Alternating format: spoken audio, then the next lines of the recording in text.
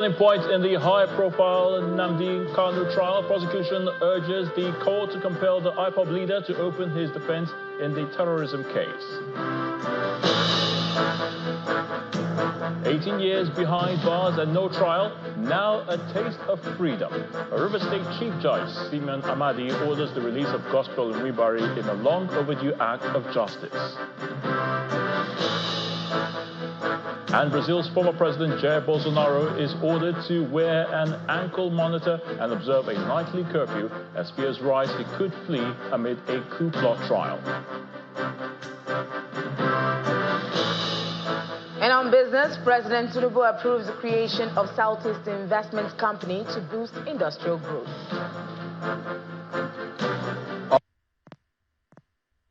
Falcons Mission X, the women's African Cup populations remain intact as the nine-time champions thrashed the Copper Queens of Zambia 5-0 in the quarterfinal. And from the nation's capital, federal government takes decisive step towards digital reform, launches the Nigeria Web Design Standards as initiative to unify how government websites function.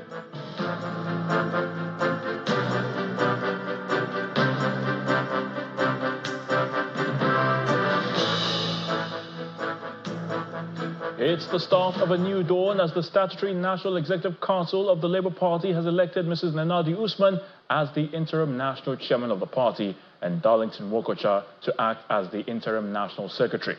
This was a unanimous decision by members of the party's statutory National Executive Council, attended by Governor Alex Otti of Abia State, his deputy, Mr. Ikechukwu Emetu, President of the Nigeria Labour Congress, Mr. Joe Ejero, and other members of the party's Board of Trustees in Abuja. The Statutory Council also affirmed that Mr. Julius Abure's tenure has expired and urged him and his supporters to obey the Supreme Court judgment affirming Mrs. Nnamdi Usman as the national chairman of the party. Our correspondent, Kumbi Abuluade, reports.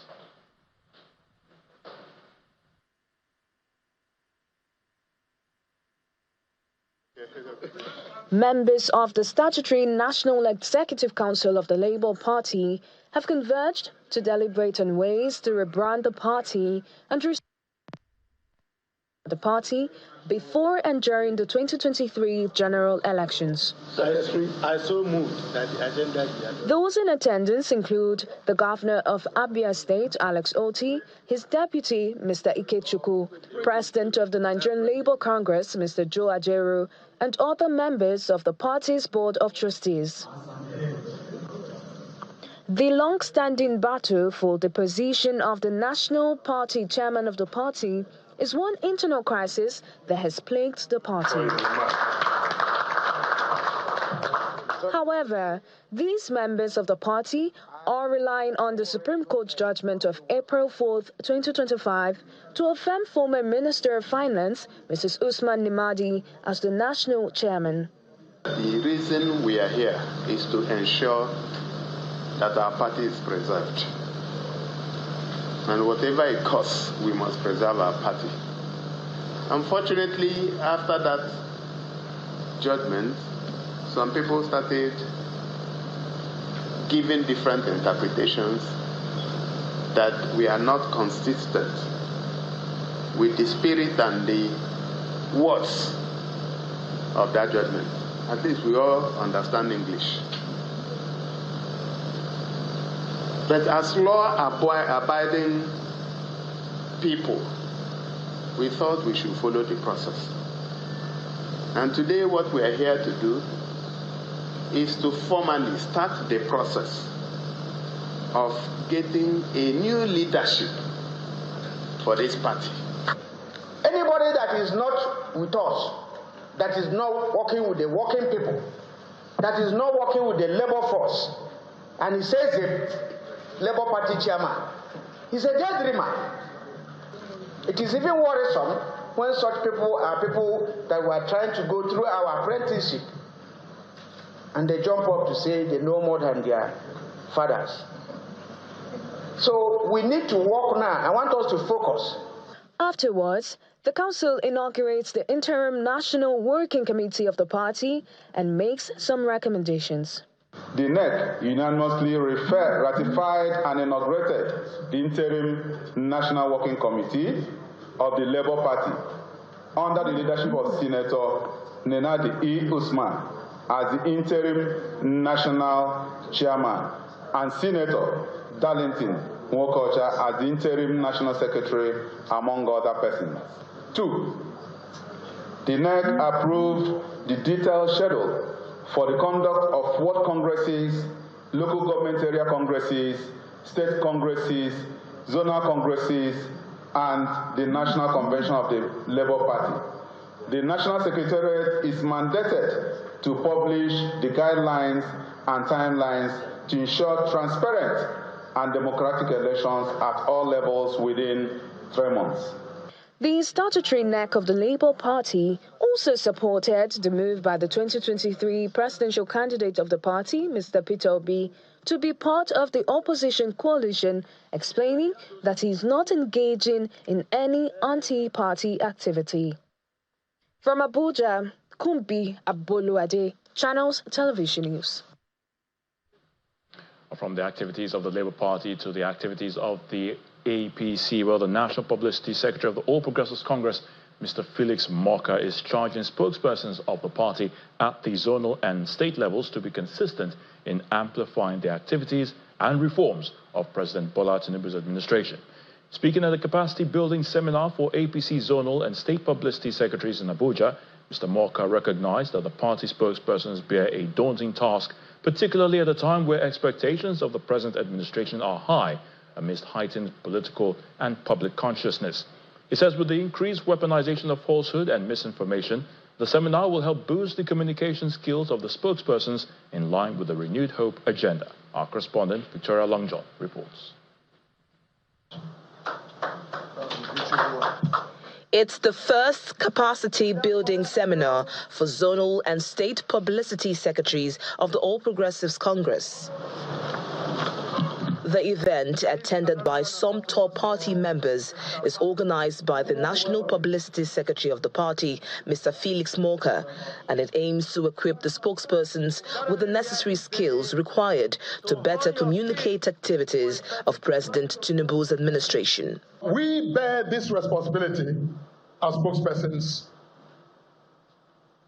to tell the story of this president and to tell it differently, to tell it smartly, to tell it with conviction, to tell it with audacity, to tell it with belief, like though we are fervent in our understanding that this president and the goal our party has set is in fact something that every Nigerian should truly be proud of.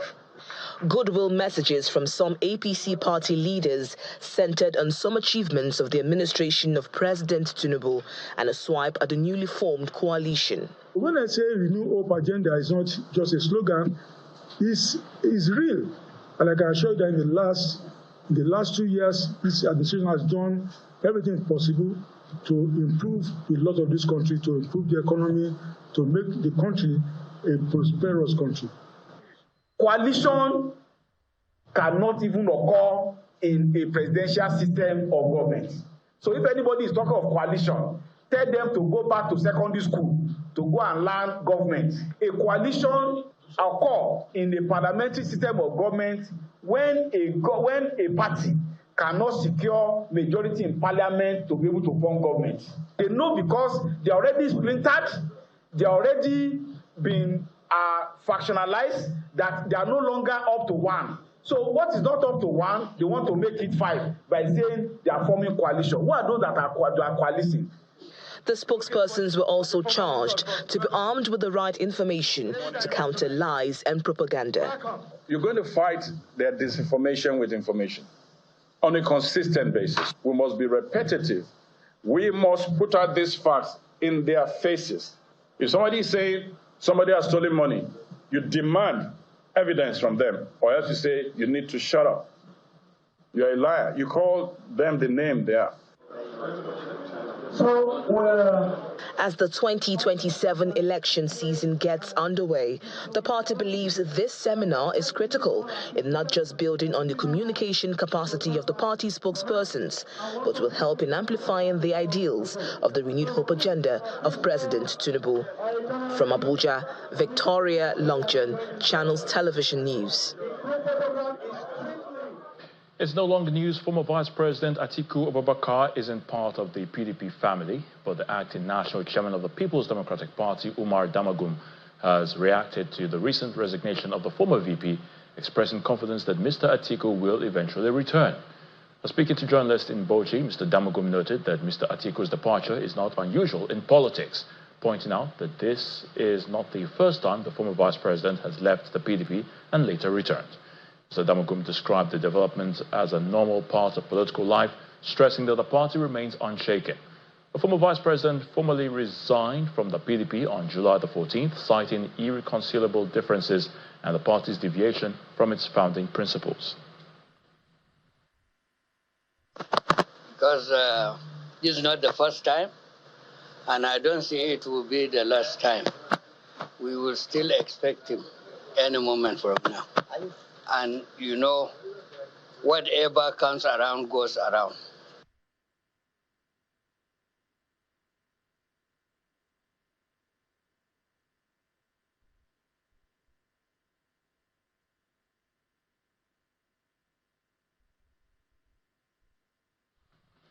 The House of Representatives Committee on Constitution Review has continued its nationwide consultations with a recent stop in Yanagwa, Bayelsa State.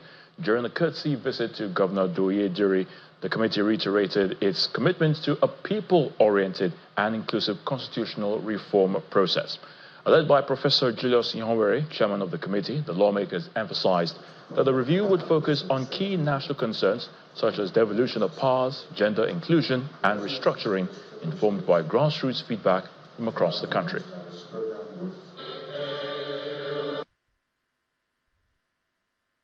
This is the Committee Center A of the House Constitution Review Committee, which is Edo, Bayelsa, and Delta.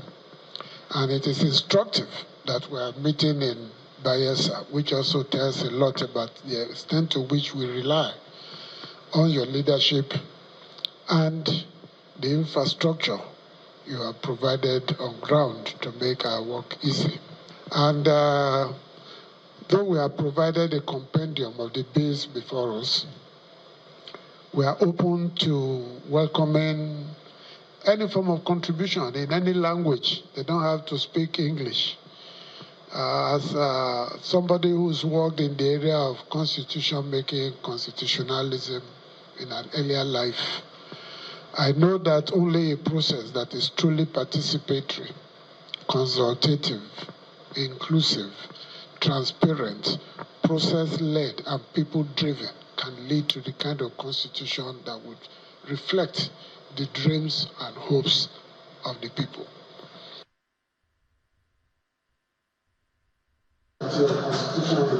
So Ihonwere presented a compendium of issues under review to Governor Doye as part of the engagement. In his remarks, the governor raised concerns about the recurring cycle of constitutional amendments with limited impact. He questioned the structural imbalance in the current framework, citing Bayelsa's limited 8 local government areas despite its substantial contributions to the national economy.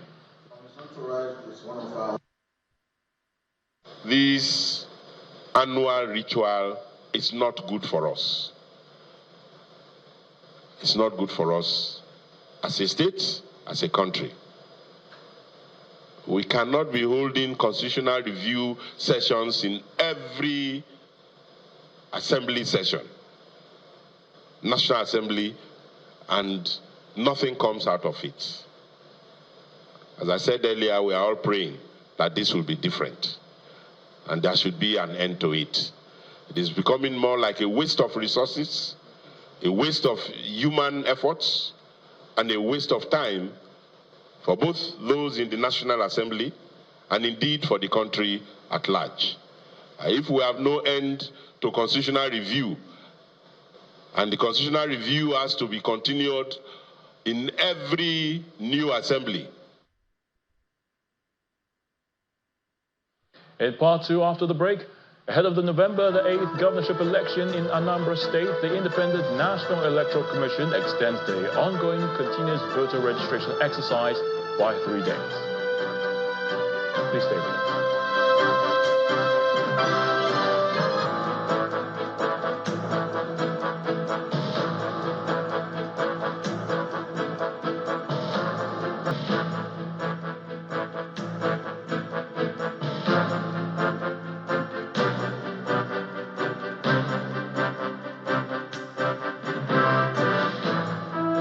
Welcome back. If you've just joined us, you're watching the news at 10 on Channels Television, broadcasting live from Lagos. A reminder of our top stories.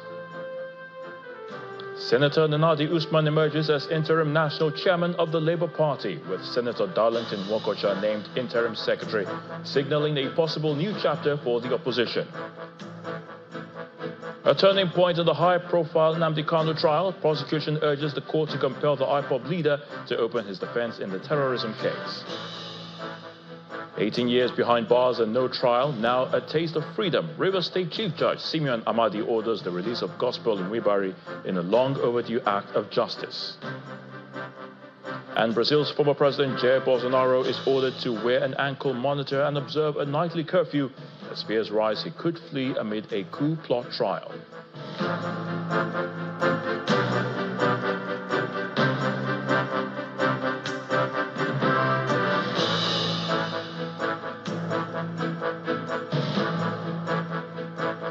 Following the two-day summit by some eminent personalities under the banner As the Patriots on the need to have a new constitution for Nigeria, the senator representing Delta North Senatorial District, Ned Nwoko, has made his views known on the ongoing national conversation about the country's system of government and the welfare of its citizens.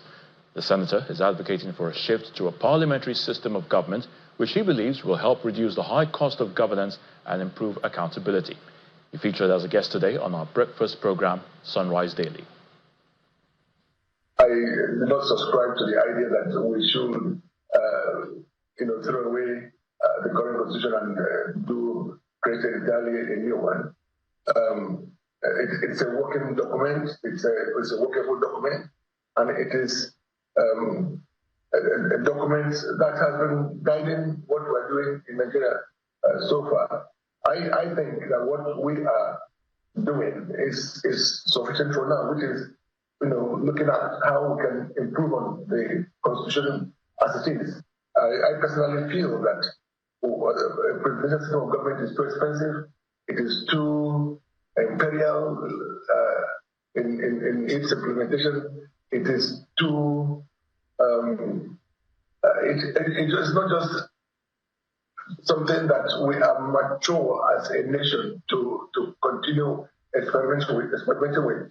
That's why I came up with the idea that we should have some kind of restructuring, but it should be a parliamentary system of government where everybody, you have the parliament in Abuja with some regional parliaments as well.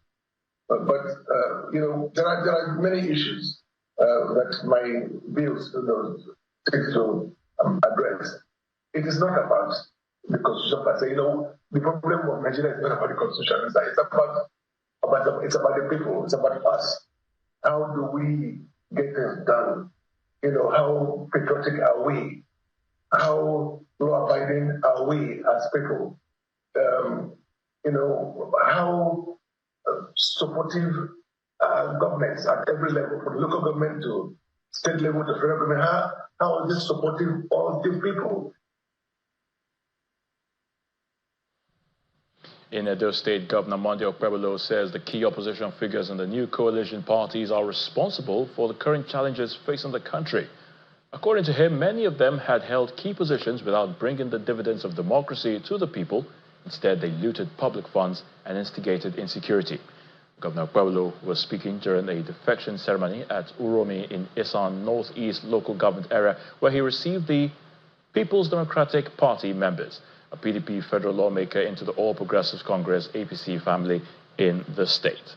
Well, on his part, member representing Isan Central and Isan West Igwebe Federal Constituency in the National Assembly, Marcus Onobun, maintains that his defection is based on the good performances of the present administration, and he notes that he had always been in support of an Isan governor for Edo State. I am excited to be standing before the leaders of Isan land today to identify with a unifier that will transform Isan land to a developmental site.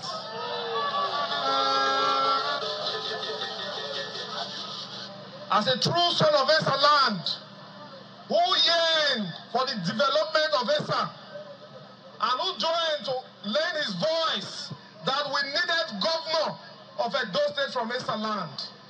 Now that we have one, we must all now at this point join hands together to support him to develop Edo State from Isan land. There are some people that were senior president for many years that could not take road to their community. There were some people that sold Nigeria assets. There are also some people that brought Boko Haram kidnappers into Nigeria. They use their mouth to say, yes, we brought them in. Are these the kind of people that we need in this country? Today, they say they are coming together, they want to form one party. Today, they will say it's SDP. Tomorrow, they will say it's ADC. Next tomorrow, they will say it's ANDA. Where are they? They don't have capacity. Let us follow the man that no road. Yes. Asewaju is doing well for Nigeria. We are not campaigning, but we are always telling our people the truth. Asewaju has done well. Everything you see I'm doing in Edo today, who is giving me money? Are you? Who is giving me money? That's right, you. So, now that we know this, 2027 is guaranteed. Ahead of the November the 8th election in Anambra State, the nation's electoral umpire INEC has extended the ongoing continuous voter registration in the state by 3 days. Originally slated to end on July the 17th, INEC announced that the exercise will now conclude on July the 20th. The National Commissioner and Chairman of Information and Voter Education Committee, INEC, Mr. Sam Ulumekun, stated this in a press release on Thursday in Awka. This decision was made during the Commission's weekly meeting held at the INEC headquarters in Abuja earlier today. The extension was granted in response to appeals from citizens and stakeholders who had requested more time to complete their registration. To the courts now, where Justice James Omotosho of the Federal High Court Abuja has been urged to order the leader of the proscribed indigenous people of Biafra, Mr. Nnamdi Kanu, to enter a defense in the alleged terrorism charge brought against him by the federal government. The counsel to the prosecution, Mr. Adegboyega Awumolo, made this request during the day's proceedings and urged the court to reject the no-case submission made by the defense. He rather prayed the court to order him to explain his alleged involvement in terrorism activities. Our correspondent, Emanuela Ekele, now reports. The leader of the indigenous people of Biafra, Mr. Nnamdi Kanu, is back at the High Court for the adoption of his no-case submission. While adopting his address at the day's proceeding, counsel for the federal government, Mr. Adegboyega Awumolo, said the prosecution has filed sufficient evidence in proof of the offenses charged to warrant the court to call on the defendant to enter a defense. He notes that the prosecution called 5 witnesses and tendered many exhibits, including video and audio evidence.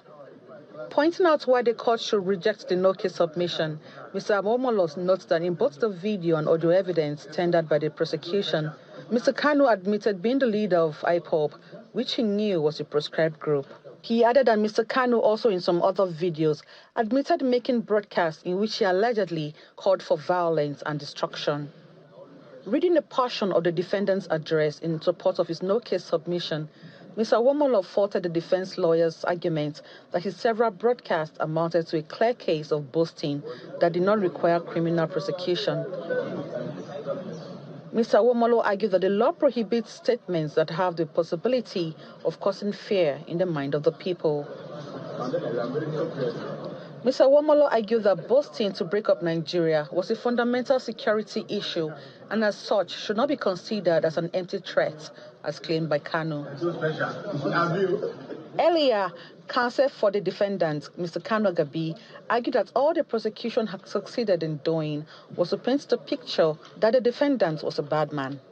He contended that no single part of the offences charged was proved by the prosecution, adding that the prosecution did not bring anyone before the court who said he was incited by Kanu's broadcast. Mr. Gabi further adds that Nnamdi Kanu was just boasting when he made those declarations and cannot be prosecuted for mere boasting. He drew the court's attention to the wave of killings in some parts of the country and argued that the defendant was equally concerned with the state of insecurity in the country. After listening to the arguments of the lawyers, Justice James Omotosho adjourned to October 10th for ruling on the admissibility of the defendant's no-case submission. Emanuela Ekele, Channels Television News. Still ahead on the news at 10, President Bola Tinubu approves creation of Southeast Investment Company to boost industrial growth. That's on Business News. Please join us again.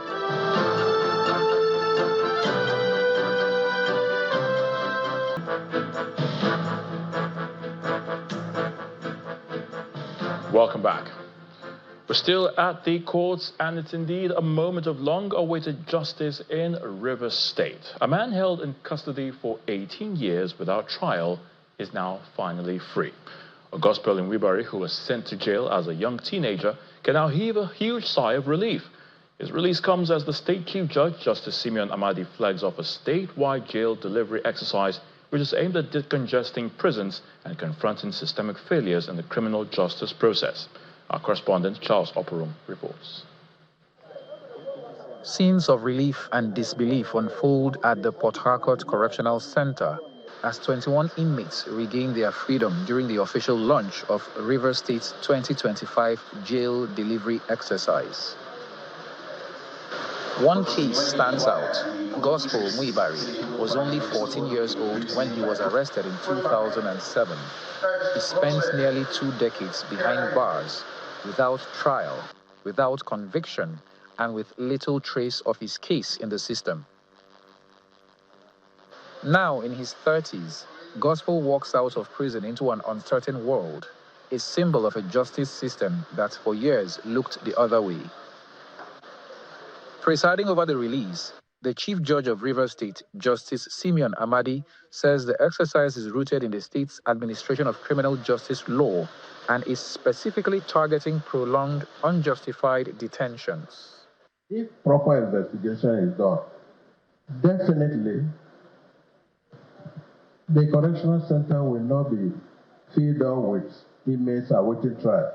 The magistrate will continue to come here and discharge those who have overstayed if the offense they are alleged to have been committed. If they were found guilty, they would have served out their term. So from today, try and change. As you step out of these premises, take a decision that what made me to be here, I will never in my life try it. You can see someone spending 8 years of his life here. That is a wasted life. The Rivers State Controller of Corrections, Felix Madumere, says the exercise is timely, pointing to severe overcrowding and pressure on the system.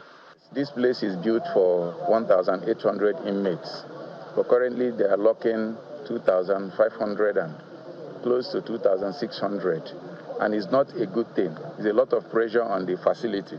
The state should come into the affairs of corrections in the state, put some things in order. They can increase the locking capacity by erecting more buildings. They can increase by creating double bunk beds and foams and beddings for the inmates. They can furnish us with vehicles that will enable us to take these inmates to court, because as their number increasing, the courts are expanding. Beyond numbers, it's the human stories that hit hardest. Gospel's family had assumed he was dead until 2020, when Haven 360 Foundation, a legal advocacy organization, traced his file during a routine prison audit. His elder brother, Paul Kinani, says the call informing him that gospel was alive came as both a shock and a blessing.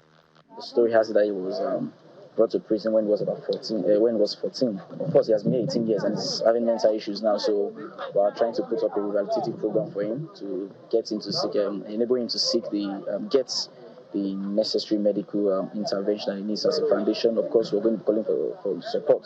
I'm very happy for the administration that invited me to come and release my brother to me. He has spent up to 18 years in prison of no reason since 2007 to this 2025 today. The judiciary has vowed that the exercise will continue across correctional centers in Ahoda, Degema, and other zones. As the jail delivery exercise continues, it raises a bigger question. How many more, like Gospel Muibari, are locked away, silent and forgotten? For now, his release signals hope.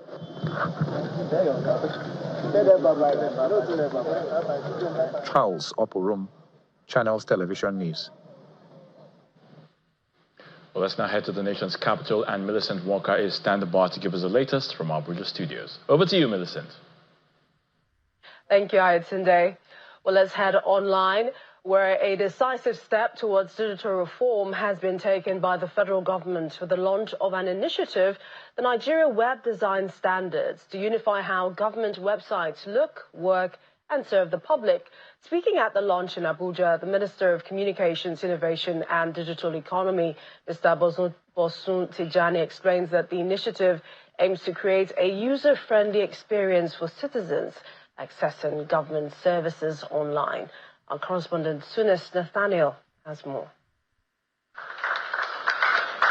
The federal government has launched a framework to standardize all government websites, making them accessible, user-friendly, and centered on the citizen experience. Tagged the Nigerian Web Design Standards, the initiative falls under the Federal Ministry of Communications, Innovation and Digital Economy. As a country with a very, very low trust level in society, as a country where 70% of our people are under the age of 30, as a country with average age of 16.7, 16.9, the average age of our country, you can see how well youthful we are as a nation. As a country that is adding 5 million new people every year, there's no other pathway to us being able to serve our people better than ensuring that we have clear standards and frameworks for how web platforms are used within government.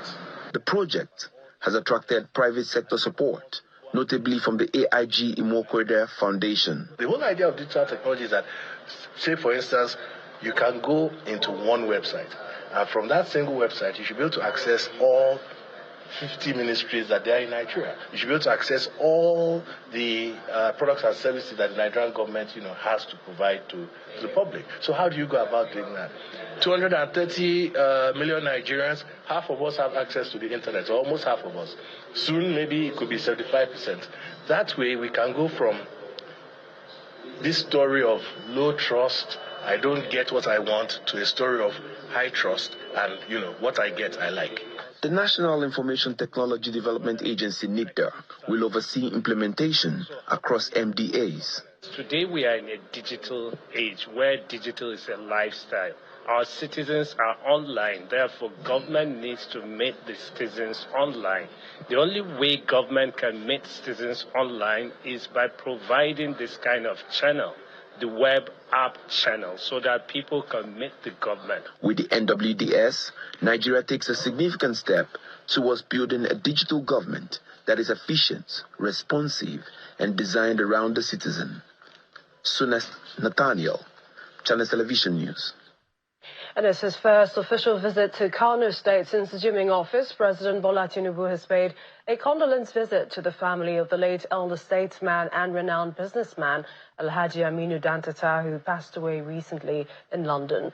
The president was accompanied by the President of the Senate, Godswill Akpabio, Deputy President of Senate, Jibrin Barao, Minister of Defense, Mohammed Badaru, and other top government officials. Our correspondent Sadiq Ilyasu reports.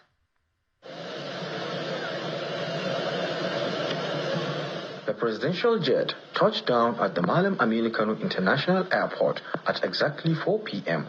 President Bola Tinubu was warmly received by Kano State Governor Abba Kabir Yusuf, Jigawa State Governor Umar Namadi, and other dignitaries.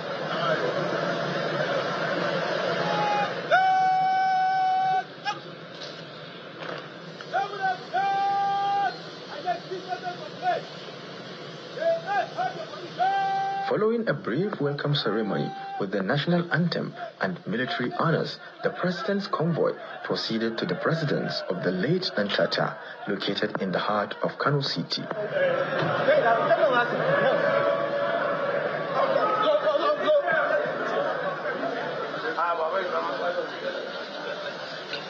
At the family home, President Tinubu is received by members of the Ntata family and other community leaders. He expressed his deep condolences and described the late Alhaji Aminu Ntata as a man of rare integrity, humility, and entrepreneurial vision.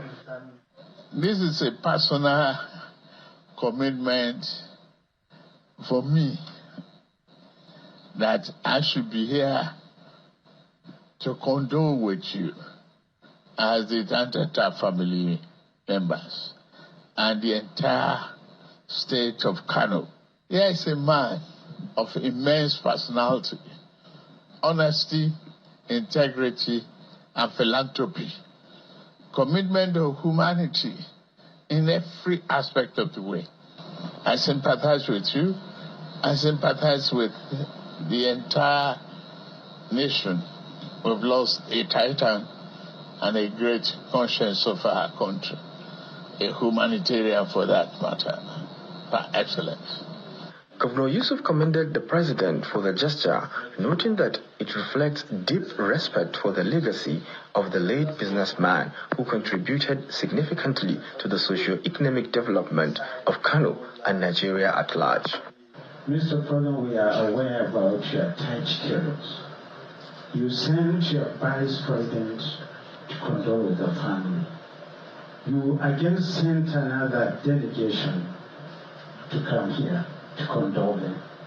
Yet that has not been enough. Despite those schedules, you find time to visit us today. We want to thank you most humbly. A family spokesman thanked the president and his entourage for their visit and support during this period of mourning. On behalf of the family, we thank you wholeheartedly, and we wish you all the best, the courage and the tenacity that you have shown to take the country out of its doldrums, to clear the path to a greater Nigeria. We thank you very much. You will be in our prayers always. According to the Kano State government, this visit underscores the president's solidarity with the people of Kano and his recognition of the Ntata family's enduring legacy in Nigeria history. Sadiq Ilyasu, Channels Television News. Let's head outside our shores where His Eminence, the Sultan of Sokoto, Alhaji Mohammed Saad Abubakar III, has joined Muslim world leaders at the Oxford Centre for Islamic Studies in Oxford, England, for a two-day summit marking the 40th anniversary of the centre. The gathering also included the annual general meeting of the centre's Board of Trustees and was formally opened by the centre's Grand Patron, King Charles III, on Thursday. The well-attended event featured dignitaries such as former Turkish President Abdullah Gül, Saudi Prince Turki Al Faisal, and Sultan Nazrin Shah of Malaysia, all fellow members of the board alongside Sultan Saad.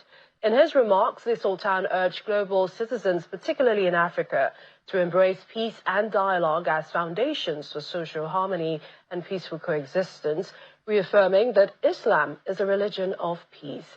He was accompanied on the trip by his second father, Alhaji Kabir Aminu Tafida The Oxford Centre continues to play a key role in promoting interfaith dialogue, civilizational understanding, Islamic finance and youth development, particularly within the UK's Muslim communities. And that's it from the nation's capitals. Back now to Will Ibong for business news.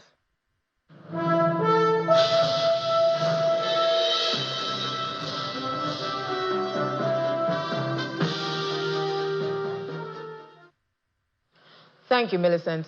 Now, President Bola Tinubu has approved the creation of the Southeast Investment Company, SEIC, to drive private capital, speed up industrial growth, and boost competitiveness in the region. The SEIC, under the Southeast Development Commission, will operate outside the federal budget and raise over 150 billion naira through bonds, equity, and other funding tools.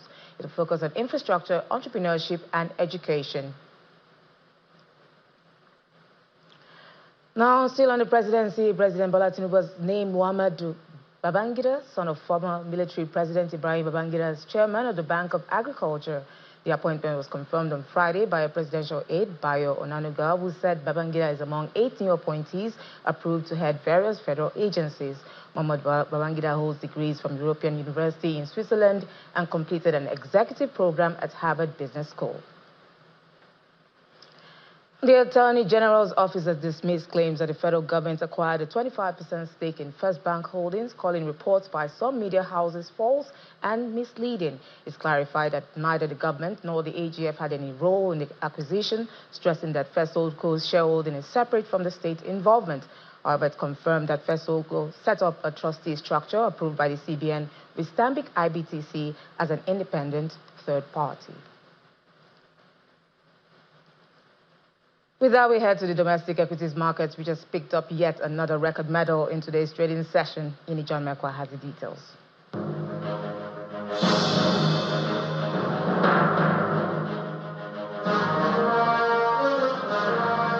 Good evening, everyone. Welcome to the stock market report. Well, the story of a new day, a new level continues at the NGX today at the close of trade. 824 billion naira was added to the market, and the market mover that drove most of that was cement, at least by value. Was cement, we see today, gained 11 naira 20 kobo to close at 123 naira 40 kobo. But it's not alone in this positive move. Let's look at the sectors now. Let's start with banking. But banking is on the flip side. What they have done their share. You know what First Holdco has done so far. But today, we see that sector after so much gains from yesterday after the news of that shares bought off the market. We saw profit taking was the theme for banking today. It lost more than 1%. However, let's see consumer goods. Consumer goods looking so green there. Dangote Sugar, International Brewery, Nestle, and then, of course, oil and gas. But oil and gas a bit undecided, still on the positive side. And then when we put all of this together, we see that new level. Yesterday we closed at 130,000 level. Today, we went all the way, 131, 585.66. And 1% added to the market, with the market cap today closing at 83.241 trillion naira. What a wonderful run that the NGX has been holding in the last couple of months. Keeping it is what the investors are doing, keeping the fire burning, and it's to the victory of the bull.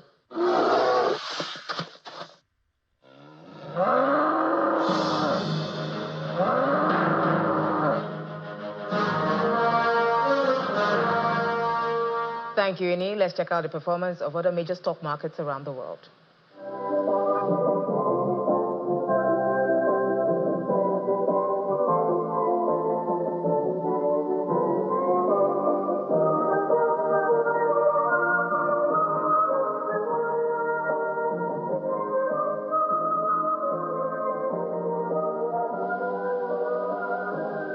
And that's business news. It's back to Ayotunde for more on the news at 10.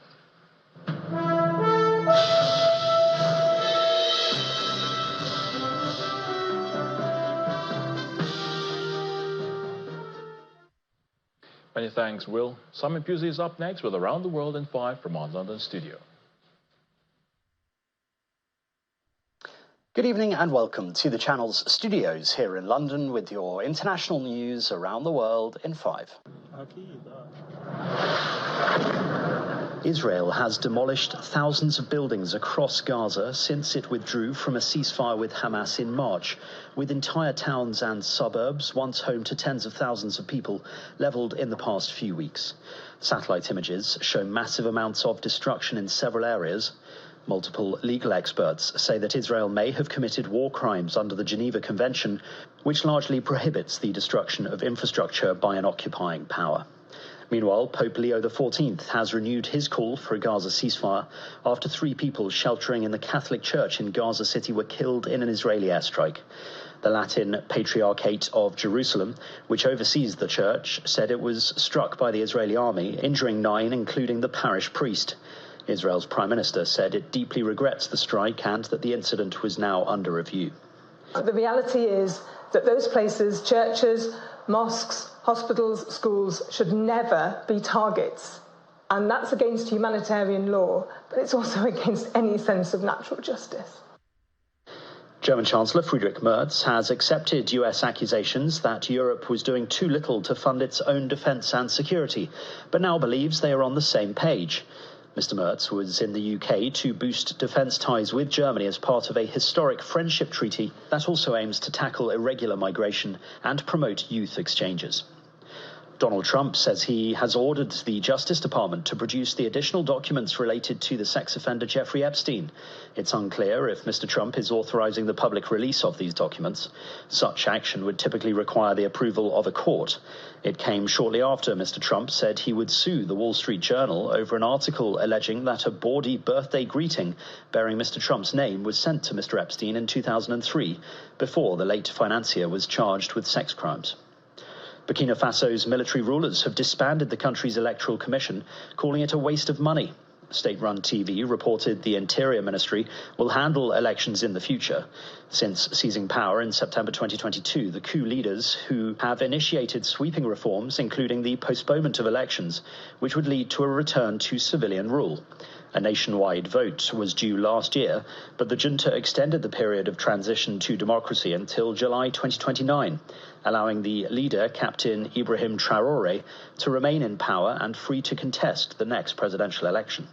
In the effort of transparency, the president wanted me to share a note from his physician with all of you today.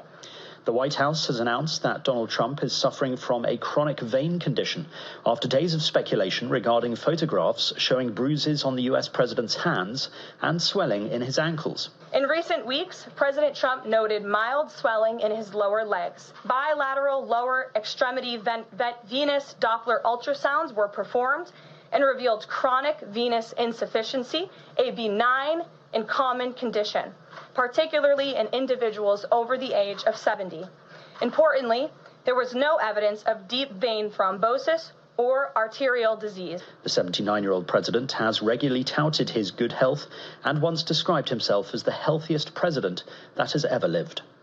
North Korea has announced that its newly opened seaside resort will not be receiving foreign tourists. The Wonsan-Kalma Coastal Tourist Zone opened on July the 1st and has been touted as a key part of North Korean leader Kim Jong-un's ambitions to boost tourism.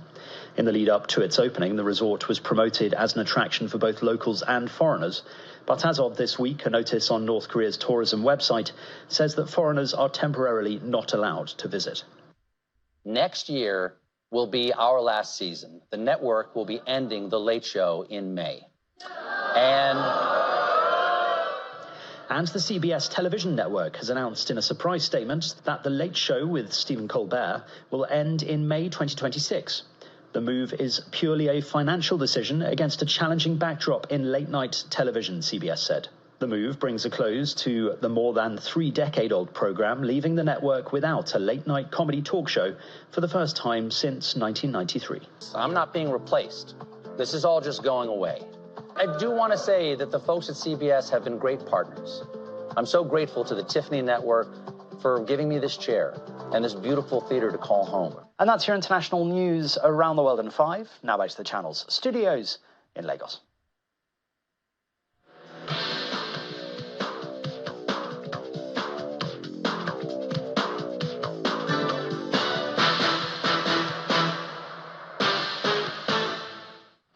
Thank you, Simon. Welcome to Sports News. The Super Falcons remain unbeaten and unbreached at the ongoing Women's African Cup of Nations. They smartly the couples queen of Zambia by 5 unreplied goals in Casablanca. Nigeria's intent was clear from the first whistle, and they needed just 2 minutes to assert control. Centre-back Osinachi Ohale rose highest to head home Esther Okoronkwo's pinpoint free kick delivery. The nighttime champions doubled their lead in the 33rd minute when Okoronkwo, again heavily involved, finished off a flowing move with a composed strike into the bottom corner.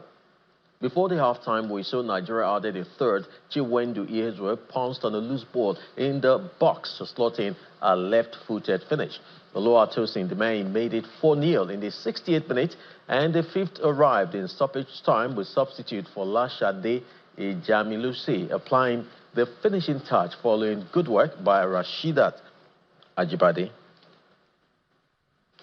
And the quarter-final games will be concluded on Saturday with 2 games to be decided. Algeria, who has emerged as one of the surprise packages of the tournament under head coach Farid Ben-Stite, will take on the Black Queens of Ghana in Berkane. Then defending champion South Africa will face Senegal in the other game.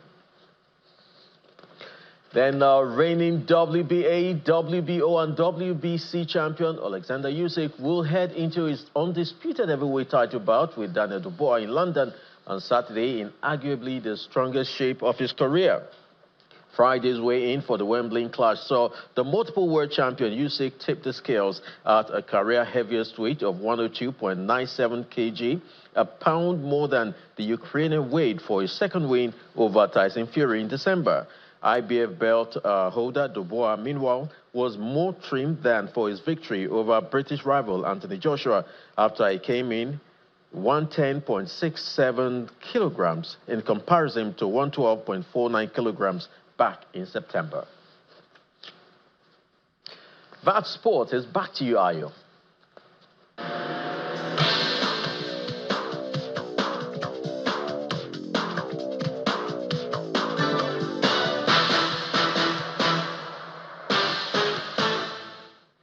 Thank you, Chris. And the main news again. Senator Nnamdi Usman today emerged as interim national chairman of the Labour Party, with Senator Darlington Nwokocha named as its interim secretary by the statutory National Executive Council in Abuja. And this signals a possible new chapter for the opposition party going forward. And that's the news at 10 tonight. Thank you so much for watching. I'm Ayo Sunday. Do have a good night.